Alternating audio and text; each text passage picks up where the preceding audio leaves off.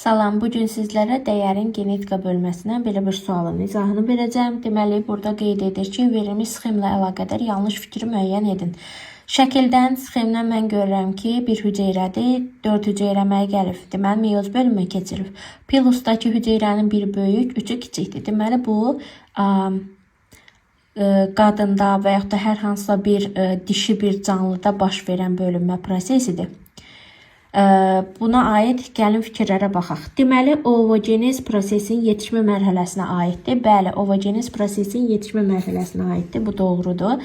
Deyir, dişi heterogamet canlıda baş verir. Bəli, X, Y-dir. Dişisi heterodur. Bu da doğrudur. Sonda əmələ gələn yönəldici cisimciklərin deyir, 5'i Y cinsiyyət xromosomludur. Gəlin baxaq. 1'i, 2'si, 3'ü, 4'ü və 5'i.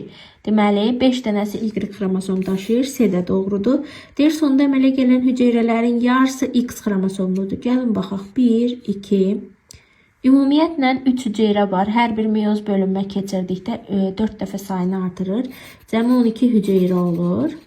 Bu 12 hüceyrənin nə qədəri baxsaq ki, X xromosomludur. 1 bu, 1, 2, 3, 4, 5 və 6'sı. Həqiqətən yarısı deməli X xromosomluymuş. Sonra Y variantında. Deyir, sonda əmələ gələn qametlərin ikisi Y xromosomludur. Qametlər budur, yəni böyük hüceyrələr.